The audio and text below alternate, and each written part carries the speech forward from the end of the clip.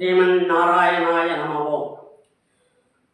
ஸ்ரீரங்கநாதனுடைய பாதாரவிந்தத்தை வணங்கி இந்த ஏகாதசி திருநாள் பற்றிய சிறப்புரையை பக்தர்களாகி உங்களிடத்திலே உரையாக்க நான் விளைகின்றேன்.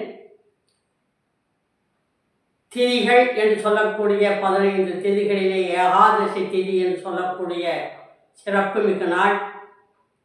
பொதுவாக நம்முடைய வாழ்க்கையில் காணப்படுகின்ற நிலைகளிலே தமிழ் மாதங்கள் என்று சொல்லக்கூடிய 60 காலங்கள், ஓராண்டு என்பது இரு காலகட்டம், ஈரிரு பருவமாக அயனங்கள் 2, உத்தராயணம் தட்சணாயனம். அதே போல பட்சங்கள் 2, சுக்லபட்சம் கிருஷ்ணபட்சம். அமாவாசையிலே இருந்து வளர்பிறையாக இருந்து பௌர்ணமி வரை வளர்பிறை, அது சுக்லபட்சம் என்று சொல்வார்கள். பௌர்ணமிக்கு பிறகு அமாவாசை வரை இருக்கின்ற திதிகளை கிருஷ்ணபட்சம் என்று சொல்வார்கள்.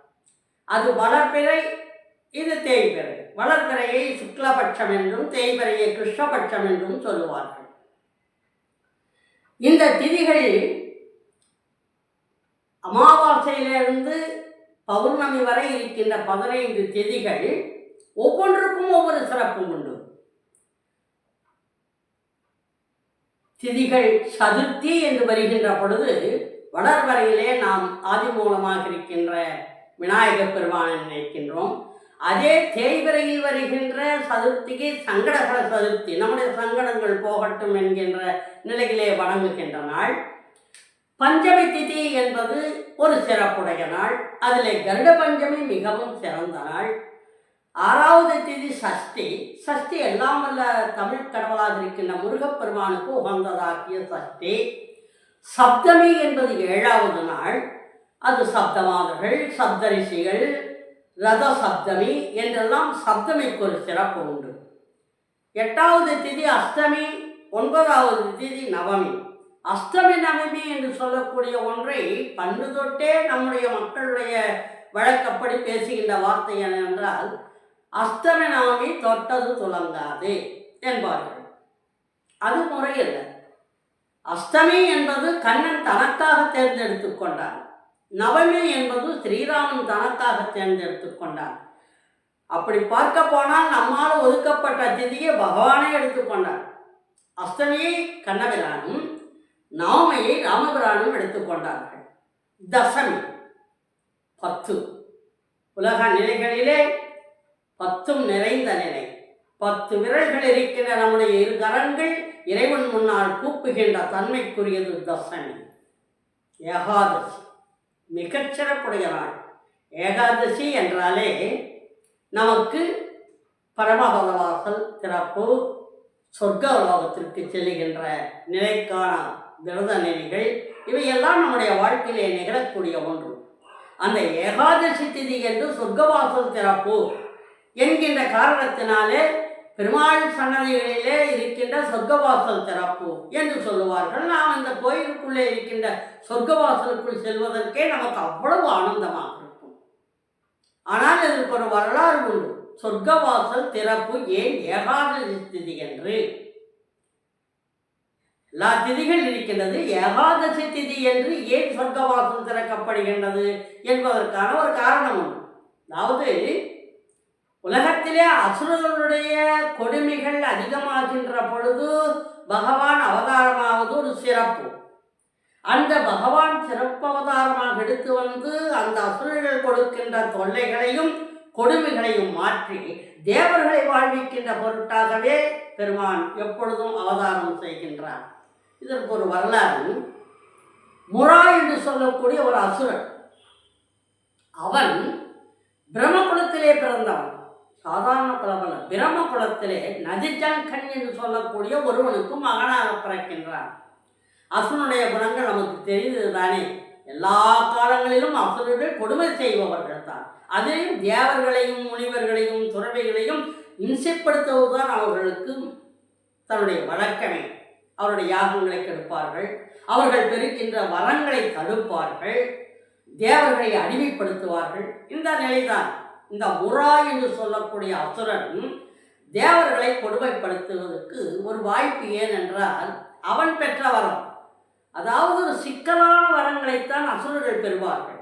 இந்த முரா என்று சொல்லக்கூடிய அசுரன் ஒரு வரம் பெற்றான். அதாவது எல்லாம் வல்ல பரந்தாமனாக இருக்கின்ற ஸ்ரீமன் நாராயணனுடைய உடம்பிலே இருந்து ஒரு சக்தி, ஒன்று இருக்கின்ற ஒரு சக்தி வெளிப்படுமானால் அதனால் தனக்கு அழிவு என்பதாக ஒரு வரம் கேட்டிருந்தான். ஏற்கனவே தெரியும், ஒவ்வொரு அசுரர்களும் என்னென்ன மாதிரி வரம் கேட்கிறார்கள். அதற்கு மாறுபட்டு பெருமான் எந்த மாதிரி தன்னை மாற்றிக்கொண்டு அவதாரம் அளிக்கின்றார் என்பதெல்லாம் நம் அவதார புருஷர்களாக இருக்கின்ற மகாவிஷ்ணுனுடைய வரலாறுகளே தெரிந்து கொள்கின்றோம். இந்த முறை அந்த மாதிரி வரம் கேட்டிருந்தால் சரி என்று சொல்லியிருந்தது. அந்த வகையில் அவன் மிக்க மகிழ்ச்சி அடைந்தான்.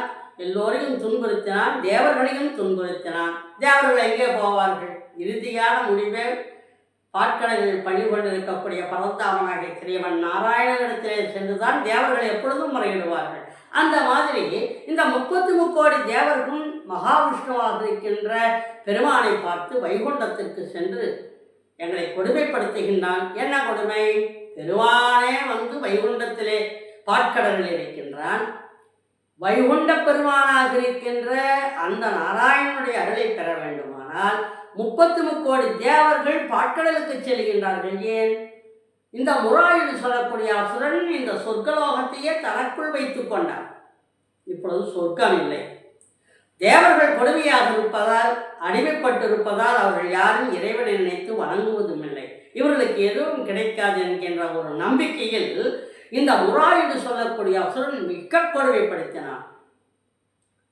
முறையாக இவர்கள் முறையீடு செய்தார்கள். செய்கின்ற பொழுது சரி, உங்களுடைய வேண்டுதலை நான் நிறைவேற்றுகின்றேன் என்று சொல்லி பெருமான் என்ன செய்தான் என்றால் போருக்கு புறப்பட்டார். போருக்கு புறப்பட்டவுடனே முரா என்று சொல்ல அசுரனுக்கும் மகாவிஷ்ணுவாகி இவருக்கும் ஒரு சண்டை வெகு நாட்கள் நடந்தது. ஆண்டு பல நடந்தது என்று சொல்லுவார். ஆனால் வெற்றி தோல்வி யாருக்குமே இல்லை. மகாவிஷ்ணுவுக்கும் வெற்றிகள் இல்லை, முரா என்று சொல்லக்கூடிய அசுரனுக்கும் வெற்றி இல்லை. இவர்கள் இருவர் என்ன செய்தார்கள் என்று சொன்னால், தோற்பது போல காட்டுவான் மகாவிஷ்ணு, ஆணவத்தினால் மிக்கெடுவான் இந்த முரா என்று சொல்லக்கூடிய அசுரன். பார்க்கும் வரை பார்த்துவிட்டு பெருமான் என்ன செய்தான் என்றால், பாட்கடலிலே எப்படியோ அருகில் கொண்டிருக்கின்றானோ அந்த மாதிரி ஹிமவதி என்று சொல்லக்கூடிய ஒரு குகைக்குள் போய் படுத்துக் கொண்டார் மகாவிஷ்ணு. இன்றைக்கும் அந்த இடம் இமாச்சல பிரதேசத்திலே இருக்கிறது. ஹிமாவதி என்று சொல்லக்கூடிய குகைக்குள்ளே போய் பெருமான் தன்னுடைய தலைக்கு ஒரு கை கொடுத்து சைனித்து படுத்துக் கொண்டார். இந்த முரா தேடி தேடி பார்த்தான். இவன் ஓடி போய்விட்டான், தோற்று போய்விட்டான் என்ற ஆணவத்தோடு அலைந்து திரிந்து கொண்டு வருகின்ற பொழுது அந்த குகையின் வாயில் திறந்திருப்பதை பார்த்தவுடன் இந்த குகைக்குள் யார் இருப்பார்கள் என்று ஒரு யோசனை செய்தான். செய்கின்ற பொழுது அசுரர்களுக்கு மாயைகள் தெரியும். ஆகையினாலே அவன் என்ன செய்தான் என்றால், உள்ளே யாரேனும் இருப்பார்கள் என்று உள்ளே மெதுவாக நுழைந்தார். நுழைகின்ற பொழுது பெருமான் அப்படியே உறங்குகின்ற மாதிரி அரித்துயிலில் படுத்திருந்தார். தான் உறங்குவது போல. எப்பொழுதுமே பெருமான் உறங்க மாட்டார். பெருமாள் உறங்குவதாக இருந்தாலும் 1000 நாவுகள் படைத்த ஆதிசேஷன் உறங்க மாட்டான். இந்த உலகத்தை தாங்குவதும் காப்பதுமாக இருக்கின்ற பெருமானுடைய வழிகாட்டுதலே அவர் உறங்கினால் உலகம் தாங்கார். ஆதிசேஷனாகிய அவன் உறங்கிவிட்டால் இந்த உலகத்தை தாங்க யாருமே இல்லை. ஆகையினாலே அவர் அழுதியில் கொண்டிருந்தார். இதைத்தான் ஆண்டாள் நாச்சியார் தன்னுடைய பாசுரத்திலே சொல்லுகின்ற பொழுது, அங்கன்மா ஞாலத்தரசர் அபிமான பங்கவாய் வந்து நின் பள்ளிக்கட்டுக்கீழே சங்கம் இருப்பார் போல் வந்து தலை பெய்தோம், கிண்கிணி வாய்ச்செய்த தாமரை பூ போலே செங்கன் சிரிச்சிறிதே எம்மேல் விழியாவோ கெஞ்சி கேட்டால் ஆண்டாள் நாச்சியார். அதாவது உலகத்திலே கும்பகர்ணன் போட்டிருக்கக்கூடிய உறக்கத்திலே சிறந்து 6 மாதம் உறங்குகின்ற கும்பகர்ணனை கூட எழுப்பி விட்டார்கள். ஆனால் தூங்குவது போல நடிக்கின்ற ஒருவனை எத்தனை காலம் எழுப்புவது? உண்மையான உறக்கத்தில் இருப்பவனை எப்படியாவது எழுப்பி விடலாம். ஆனால் உறங்குவது போல் நடிக்கின்றவனை யாராலும் எழுப்ப முடியாது. பெருமான் நடிக்கிறார். இப்போ உறங்குவது போல் அப்படியே கண்களை மூடியவாறு படுத்திருந்தார். கோபம் முறாவு. வேகமாக ஒரு அம்பெடுத்து பெருமானுடைய மார்பின் மீது போட்டான். மார்புக்கு குறிபார்த்து அம்பு செல்லுகின்ற பொழுது அந்த அம்பு எந்த பக்கம் பட்டது? வலமார்பில் வாழ்கின்ற மங்கையாகிய மகாலட்சுமி தங்கி இருக்கின்ற அந்த இடத்திலே தாங்கி. மகாலட்சுமிக்கு கோபம். அஷ்டலட்சுமி என்று சொல்லுகிறோம். அஷ்டலட்சுமிகளிலே ஒரு லட்சுமி வீரலட்சுமி. மகாவிஷ்ணுடைய மார்பிலே அம்பு பட்டவுடனே ஒரு சக்தி வெளியில் வரும். வருகின்ற பொழுது அந்த சக்தி, அவன் கேட்ட வரம், மகாவிஷ்ணுடைய உடம்பில் ஒன்றிய ஒரு சக்தி வெளிப்படும் போதுதான் தனக்கு அழிவு என்று கேட்டிருந்தான். இந்த நேரத்திலே பெருமானுடைய மார்பிலே இருந்து அஷ்டலட்சுமியிலே ஒரு லட்சுமியாக இருக்கின்ற வீரலட்சுமி தோன்றுகிறாள். கையிலே ஆயுதத்தோடு வருகின்றாள். வந்தவள் தன்னுடைய நாயகனுடைய மார்பிலே அம்பு போட்ட முராவின் முன்னால் நின்று போராடினாள். போராடுகின்ற பொழுது ஓர் அம்பில் அந்த முராவனுடைய தலையை வீழ்த்தினாள். அப்பொழுதுதான் தூக்கம் முழித்தது மாதிரி எழுந்து கண்களை மலர பார்த்தார் மகாவிஷ்ணு. தன் முன்னால் தன்னுடைய தேவி ஒரு ஆயுதத்தோடு நிற்பதை பார்த்த பொழுதும், அவளுக்கு முன்னால் இந்த முரா தலை இழந்து கீழே கிடப்பதையும் பார்த்தவுடனே மகாலட்சுமியை பார்த்து சொன்னார், வீரமாக போரிட்டாய், நீ வீரலட்சுமி என்று சொன்னார். அது மட்டுமல்ல, 11வது திதியாக இருக்கின்ற ஏகாதசி திதியில் இந்த முரா என்று சொல்லக்கூடிய அசுரனை நீ வீழ்த்தி இருக்கின்றாய். ஆகியனால் உனக்கு ஏகாதசா என்ற பெயர் உனக்கு சூட்டுகின்றேன் என்று மகாவிஷ்ணு இந்த 11வது திதியிலே முரா இறந்ததனால் ஏகாதச என்ற பெயரை மகாலட்சுமிக்கு சூட்டினார். அவள் வீரலட்சுமியாக நின்றதால் நம்முடைய பேச்சு வழக்கில் அது ஏகாதசி, 11வது நாள். அதை மகாவிஷ்ணு சுட்டி காட்டுகிறார். திதிகளிலே 11வது திதி என்று நீ இவனை வீழ்த்தியதால் இந்த நாளை யார் கொண்டாடுவார்கள்? நிச்சயம் தேவர்கள் தான் கொண்டாடுவார்கள். ஏன்னால் கொடுமையில் அல்லற்பட்டு அடிமைப்பட்டு அவருடைய பிரச்சனைகளே சிக்குண்டு கிடக்கின்ற தேவர்களுக்கு விடிவு காலம் அல்லவா?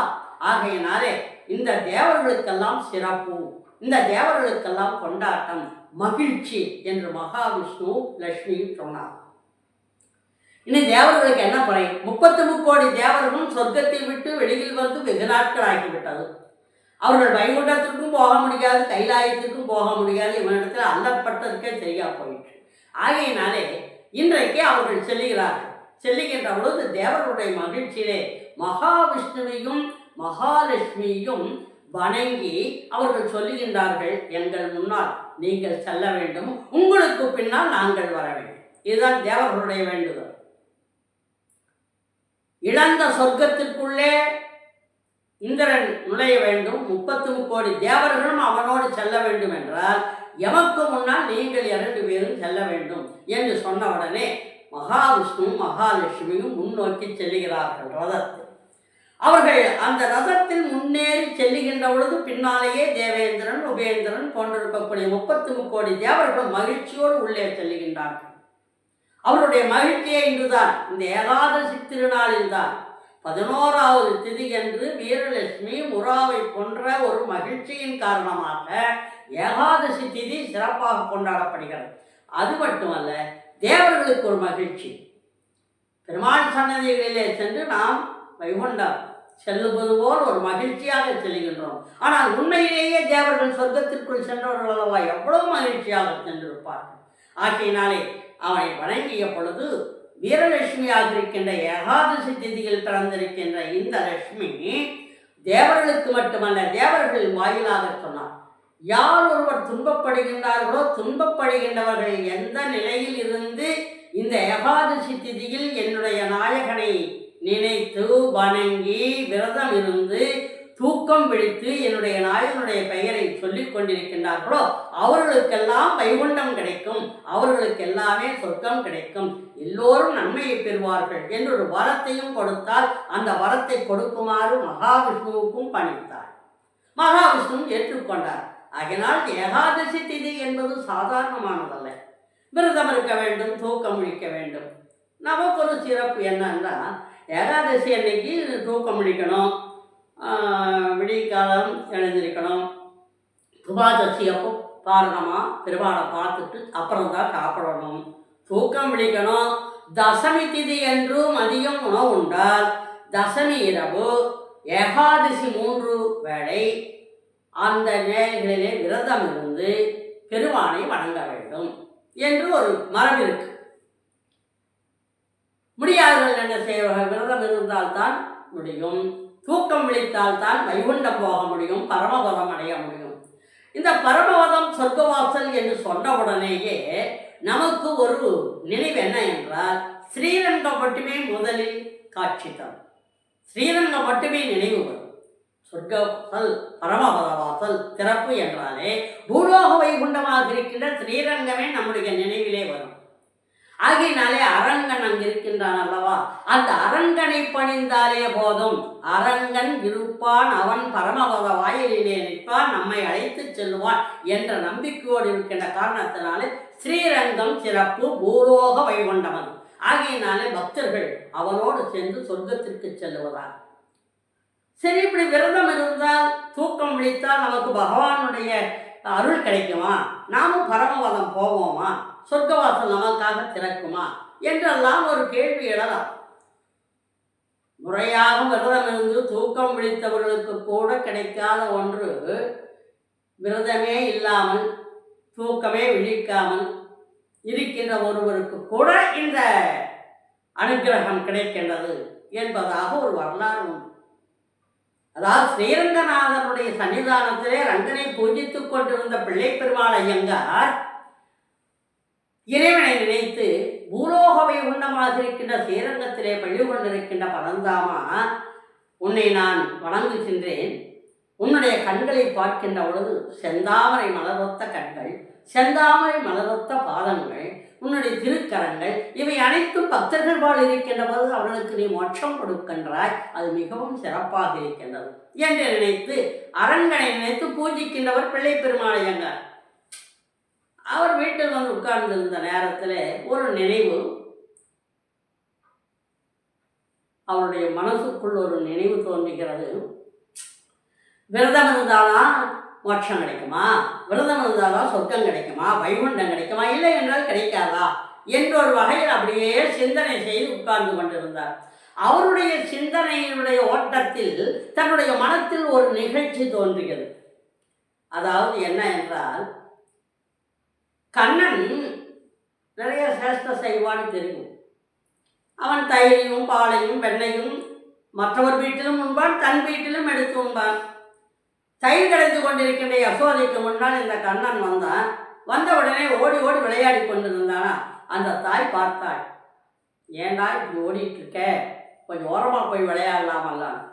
வேகமாக ஓடி வந்தவன் அந்த தயிர் பானையில் கால் பட்டு விட்டது. தயிர் பானை உடைந்து போய்விட்டது. யசோதைக்கு கோபம். என்னதான் செல்ல பிள்ளையானாலும் கடைகின்ற தயிர் பானை வெண்ணெய் வருவதற்கு முன்னாலே இவன் உடைத்து விட்டானே என்ற கோபத்தில் கண்ணனை துரத்தி கொண்டு போனாள். வீட்டை விட்டு வெளியில் கண்ணன் ஓடி வருகின்ற பொழுது பின்னாலேயே யசோதை பிராட்டி வருகின்றாள். யசோதை வருகின்ற பொழுது அவன் ஒரு குயவன் வீட்டுக்குள்ளே, சதிபாண்டனாகிய நண்பன் வீட்டிற்குள்ளே போய் புகுந்து கொண்டான். புகுந்து கொண்டது மட்டுமல்ல, ஒரு வெறுமனே இருக்கின்ற பானை, அந்த பானைக்குள்ளே போய் கண்ணன் உட்கார்ந்து கொண்டான். உட்கார்ந்து கொண்டு ததிபாண்டனை மெதுவாக கூப்பிட்டு, ததிபாண்டா, என் அம்மா என்னை துரைத்து கொண்டு வருகின்றார். அப்படியா என்னை தேடி இங்கே வருவார்களானால் நான் வரவில்லை என்று சொல்லிவிடு, நான் இங்கே இல்லை என்று சொல்லிவிடு என்று சொல்லிவிட்டார். ததிபாண்டனுக்கு நண்பன் கண்ணன் என்ன செய்வது? பானைக்குள் கண்ணன் ஒளிந்து கொண்டான். ததிபாண்டனும் பானையின் மேல் ஏறி உட்கார்ந்து கொண்டான். சொன்ன மாதிரியே யசோதா பிராட்டி தேடிக்கொண்டே வந்தவள் அந்த ததிபாண்டனுடைய வீட்டிற்கு வந்தாள். வந்த உடனே, ததிபாண்டா, என் பிள்ளை கண்ணன் இங்கு வந்தானா? வரவே இல்லை, கண்ணன் இங்கு வருவதே இல்லை என்றார். எவ்வளோ பெரிய போய்! கண்ணன் உள்ளே உட்கார்ந்து கொண்டிருக்கின்றான் பானைக்குள். பானையின் மேலே இவன் உட்கார்ந்து கொண்டிருக்கின்றான். ஒரு மூடியை போட்டு ததிபாண்டன் யாரும் இங்கு வரவில்லை என்று சொல்லிவிட்டார். யசோதையும் மெய்வருத்தப்பட்டு போய்விட்டார். யசோதை போன பிறகு உள்ளே இருக்கின்ற கண்ணன் மேலே உட்கார்ந்திருக்கிற ததிபாண்டா எழுத்துரு எழுத்துரு மேலே எனக்கு மூச்சை விட்டுது, என்னை போட்டு இப்படி அமுத்தி உட்கார வச்சிருக்கே. ஆமாம், நீ சொன்ன மாதிரி நான் சொன்னான்ல, உங்கள் அம்மா வந்தாங்க, நான் நீ வரலன்னு சொல்லிட்டேன்ல, நீ சொன்ன மாதிரி நான் நடந்தேன்ல. சரி, அப்போ அதுக்கு என்ன? நான் மூச்சு விட்டு உள்ளே இருக்கிற வேகமாக என்னை வெளியில் அனுப்பு, பானையை விட்டு நீ கீழே இறங்கு என்று சொன்ன உடனே தலிபாண்டன் சொன்னான், இதுதான் சமயம், நன்றாக கவனிக்க வேண்டும். விரதங்களும் அனுஷ்டானங்களும் நாம் இருக்கின்ற ஜபநிலைகளும் நமக்கு இறையருள் கொடுத்து விடும் என்பதெல்லாம் இல்லை என்று ஒரு சாரார் சொல்லலாம்.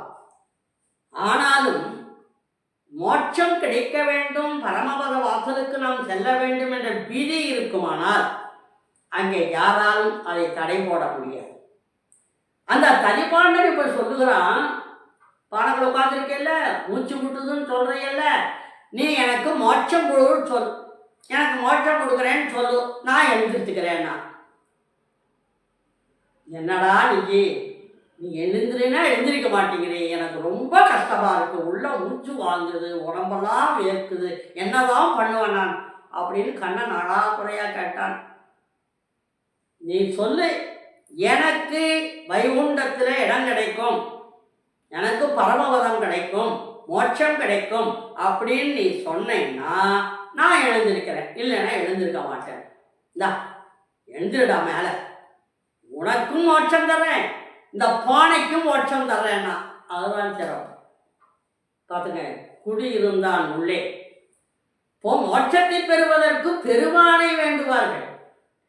பெருமானை வேண்டி வழிபாடு செய்வோம், பெருமானிடத்திலே வரன் கேட்போம். இப்போ தலிபாண்டன் கண்ணனிடத்திலே சரணடைந்தானா, கண்ணன் என் தலிபாண்டிடத்திலே சரணடைந்தானா? கண்ணன் சரணடைந்தது பானைக்குள், தலிபாண்டன் அதை பயன்படுத்தி கொண்டால் நம்மளுடைய சமயோஜித புத்தி. காரணம் என்ன என்றால், அவனுக்கு முன்ஜென்ம வினை, ஜனனே ஜென்மசக்கியானாம் வர்த்தனை குலசம்பதாம் பதவி பூர்வ புண்ணியானாம் லிக்கியதே ஜென்ம பத்திரிகா.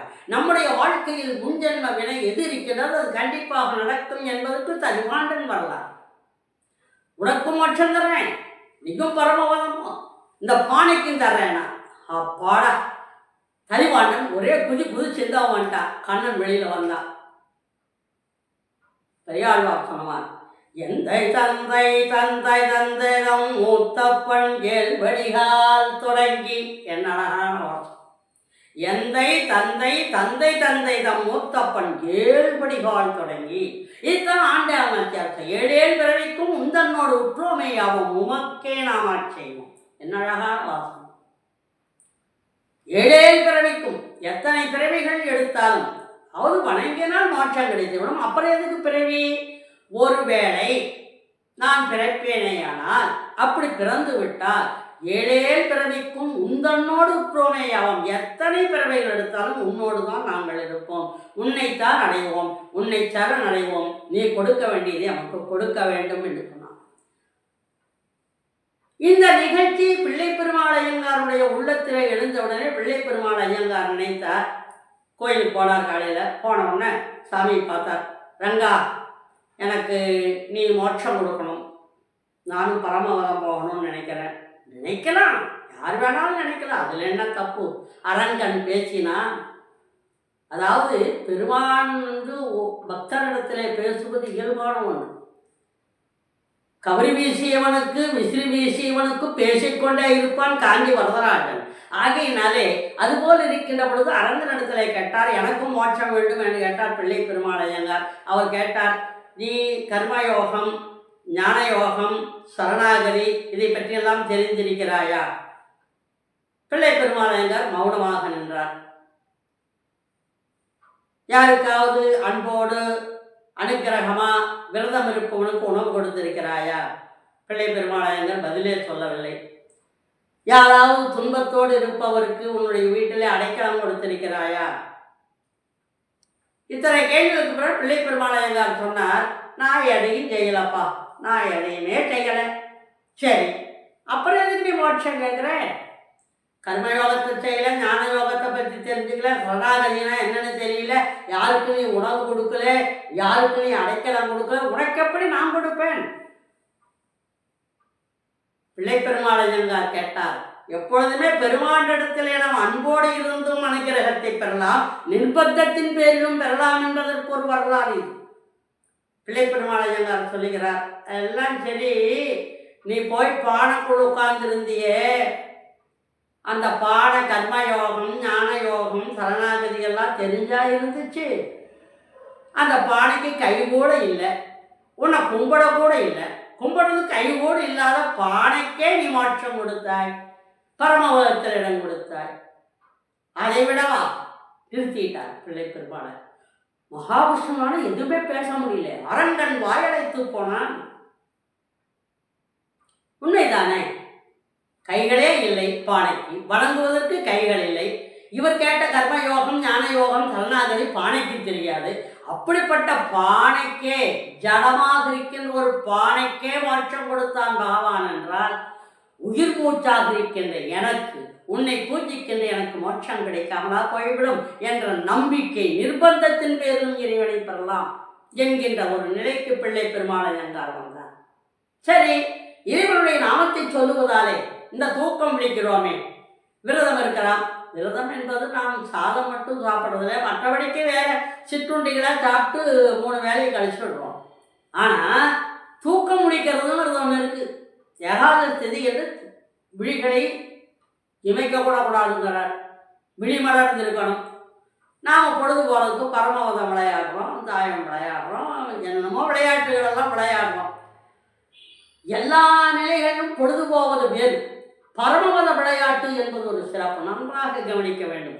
ஏகாதசி திதியில் விழிக்கின்ற ஒவ்வொருவனும் விழிக்கின்ற ஒரு நிலையை பார்க்கின்ற பொழுதே விளையாட்டு கூட பரமபத விளையாட்டு. விளையாடலாமா? அந்த அட்டையை வைத்து நாம் விளையாடுகிறோம். ஏணியில் ஏறுகின்றோம், பாம்பு கடித்தால் இறங்குகின்றோம். வாழ்க்கையில் இன்பம் துன்பம் மாறி மாறி வரும். ஏற்றமும் இருக்கும், இரக்கமும் இருக்கும். ஏற்றத்தின் வழியாக வருகின்ற பொழுது என்னை நீ அடையலாம். இரக்கத்தின் நிலையிலே நின்றாலும் நீ அடிவதிந்து முயற்சி செய்து மெதுவாக மெதுவாக படி ஏறி, ஒவ்வொரு படி ஏறி என்னை வந்து அடையலாம் என்பதற்கு வழிகாட்டியாகத்தான் பரமபத விளையாட்டு என்பதை நாம் ஏகாதசி என்று சிறப்பாக விளையாடுகின்றோம். அப்படிப்பட்ட விளையாட்டிலே தூக்கம் விழிக்கிறோம்னா, இறைவனுடைய நாமத்தை சொல்லி பஜனை செய்வார்கள், இறைவனுடைய நாமத்தையே சொல்லிக் கொண்டிருப்பார்கள். சொல்லிக் கொண்டிருக்கின்ற ஒவ்வொருவருக்குமே மோட்சம் கிடைக்குமா என்று சொன்னால் அதற்கும் ஒரு நிலைதான். ஒரு கிளி ஒன்று ராமனை நினைத்து மிகுந்த பக்தியோடு இருக்கின்ற ஒரு பக்தன் வீட்டுக்கு முன்னால் கிளி குஞ்சு ஒன்று விழுந்து விட்டது. அந்த ராமபக்தன் என்ன செய்தான்னா, கிளி குஞ்சை கொண்டு வந்து கூண்டுக்குள்ளே வச்சுட்டு அதுக்கு தண்ணி வச்சிருந்தான், தானியம் வச்சான், மிளகாய் வச்சான், சிறு சிறு பழங்களை எல்லாம் வச்சான். அதெல்லாம் சாப்பிட்டுட்டு அந்த கிளி கூண்டுக்குள் இருந்தது. இந்த பக்தனாக இருக்கின்றவன் ராமனுடைய பெயரை சொல்லிக்கொண்டே இருப்பான். கிளி உள்ளே இருந்து கேட்டுக்கொண்டே இருந்தது. அந்த பெயர் சொல்லுகின்ற ராமசரண் என்று சொல்லுகின்ற பக்தனுடைய கூண்டிலே அடைபட்டிருக்கின்ற இந்த கிளி அவன் சொல்லுகின்ற ராமநாமத்தை கேட்டு கேட்டு இந்த கிளியும் சொன்னது. கிளி சொன்ன பொழுது இவன் ராமகாதையை படிப்பான், ராமகாதையை மற்றவரிடத்தில் சொல்லுவான். இது எல்லாம் சொல்லுகின்ற பொழுது கிளி கவனமாக கேட்டுக்கொண்டிருந்தது. உடனே இந்த ராமபக்தன் என்ன செய்தான் என்றால், ஒரு ஞானி இந்த ஊருக்கு வந்திருக்கிறார், போய் பார்க்க போகலான்னு புறப்பட்டு வந்தார். கிளி கூப்பிட்டது ராமபக்தரை, ஐயா நீங்கள் ஞானியை பார்க்க போகிறேன்னு சொல்கிறீங்கல்ல, அந்த ஞானியை பார்க்குறப்போ நான் ஒன்று கேட்டேன்னு சொல்லுங்களே, என்ன அப்படின்னு கேட்டார். நாள்தோறும் ராமனுடைய பெயரை நானும் சொல்லுகிறேன், நீங்கள் ராமகாதையை மற்றவரிடத்தில் சொல்லுகின்ற பொழுது அதையும் நான் கேட்கிறேன். எனக்கு அவர் ஒன்றுமே செய்யவில்லையே. ராமநாமத்தை சொன்னால் எல்லாமே கிடைக்கும் என்று சொன்னார்கள், எனக்கு இதுவரை ஒன்றுமே கிடைக்கவில்லையே. ஏன் கிடைக்கவில்லை என்று நீங்கள் பார்க்கின்ற அந்த ஞானி இடத்திலே கேட்டுக்கொண்டு வருகிறீர்களா? சரி சரி, நான் போகிறேன், ஞானியை பார்த்து கேட்குறேன். அவரும் போனார், ஞானியை பார்த்தாரு, திரும்பி வந்தார். வந்தவுடனே கிளி ஆர்வமாக கேட்டது, ஐயா நீங்கள் ஞானியை பார்த்தீரா? பார்த்தேன் பார்த்தேன். நான் சொன்னேனே, ராமனுடைய பெயரை சொல்லியும் எனக்கு எந்த விதமான மோட்சகதியும் கிடைக்கவில்லையே என்பது பற்றி ஏதாவது அவரிடத்துல சொன்னீரா? சொன்னேன். அவர் என்ன சொன்னார், என்ன பதில் சொன்னார் எனக்கு சொல்லுங்கள் என்றார் கிளி. அவர் சொன்னார், நான் இந்த கேள்வி அவர்கிட்ட கேட்டேன், என் வீட்டில் இருக்கிற கிளி இந்த மாதிரி கேட்டு வர சொல்லிச்சு, நான் கேட்குறேன், நீ பதில் சொல்லுவேன்னு. அவர் பதிலே சொல்லலை, மௌனமாக கண்ணை மூடி உட்காண்டார். அப்படியா, சரி. கிளி நினைத்தது, நாம் வாய்விட்டு ராமா ராமா ராமா என்று சொல்லி கொண்டிருப்பதாலே நமக்கு எல்லாம் கிடைக்கும் என்று நாம் நினைத்து விட்டோம். இதனுடைய நிலை என்ன தெரியுமா, இது ஏன் மோட்ச நிலைக்கு நான் வரவில்லை என்று கேட்ட கேள்விக்கு ஞானி மௌனமாக இருந்தார் என்றால், எப்படி இன்னும் சொல்ல வேண்டும், அந்த நாமத்தை இன்னும் எப்படி சொல்ல வேண்டும், உயிர் மூச்சோடு கலந்து சொல்ல வேண்டும். உயிர் மூச்சோடு கலந்து சொல்வோமேயானால் அந்த ராமபதம் நமக்கு உலக வாழ்வை திறந்து சொர்க்க வாழ்வை கொடுக்கும் என்பதை உணர்ந்து கொண்டது. இதை காதில் கேட்டு அவர் அந்த ராமபதத்தில் கிளி ஒன்று பேசவில்லை. காலையில் எந்திரிச்சு வந்தால் அந்த கிளிக்கு உணவு வைக்கலாம் வந்தார். ஆனால் கிளி ஒன்றுமே பேசாமல் அப்படியே படுத்துருந்து உள்ள. சிறகுகள் அசையவில்லை, கண்ணும் மூடி படுத்திருந்தது.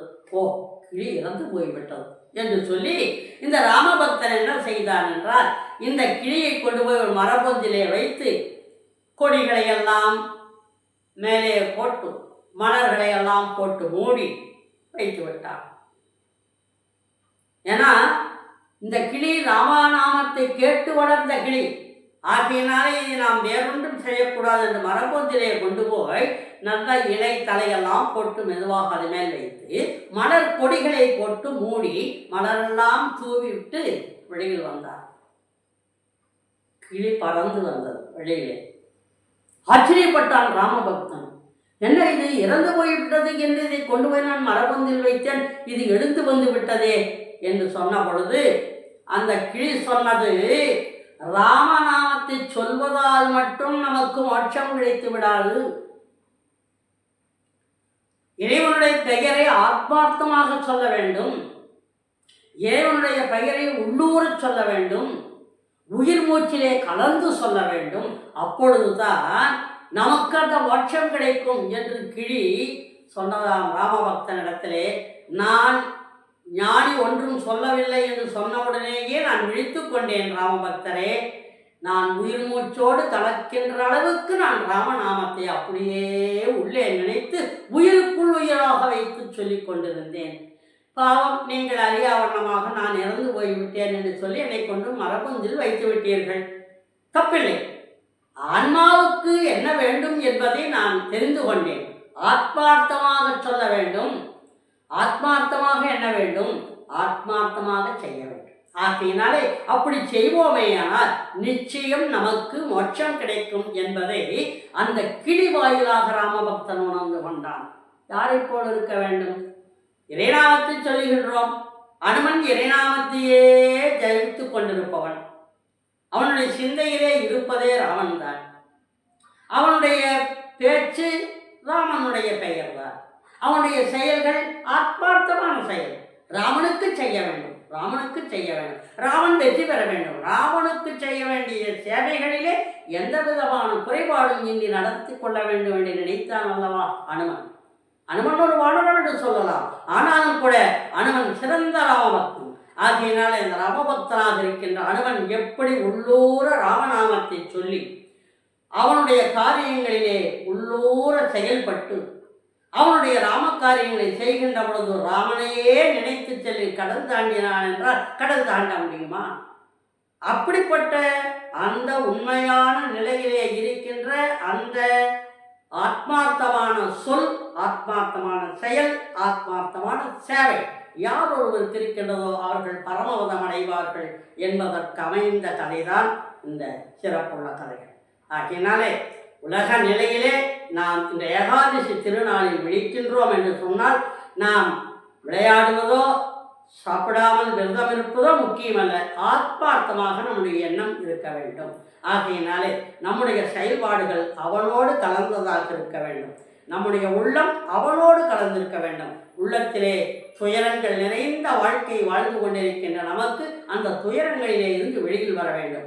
ஆகையினால்தான் இறைவனிடத்திலே சொல்லுகின்ற பொழுது, மனத்திலோர் தூய்மையில்லை வாக்கிலோரின் சொல்லில்லை, சினத்தினால் செற்றம் நோக்கி தீ விழி விழிவன்வாளாய், புனந்துளாய் மாலையானே பொன்னில் சூழ் திருவரங்கா, எனக்கினே கதி என் சொல்லாய் என்னையாளுடைய கோவே. ஏன் ஸ்ரீரங்கத்தை பரமபதம் என்கின்றோம், பரமபத வாசல் என்று சொல்லுகின்றோம், பூலோக வைகுண்டம் என்று சொல்லுகின்றோம் என்றால் இதுதான் காரணம்.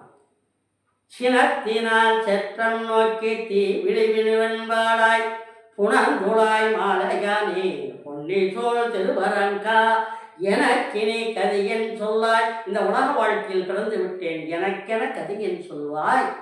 இந்த சொர்க்க வாசலுக்குள் வருகின்றேன், எனக்கு நீ என்ன செய்ய போகின்றாய், நின்னுடைய அருள் எனக்கு வேண்டும் என்று கேட்பதுதான் இந்த ஏகாதசி திதியினுடைய சிறந்த வரலாறு. பரமபத வாசல் திறப்பது, சொர்க்க வாசல் திறப்பது என்று சன்னிதானத்திற்கு செல்வதனுடைய நோக்கமே இதுதான் என்று கூறி உங்களுடைய விடைபெறுகின்றேன். நன்றி, வணக்கம்.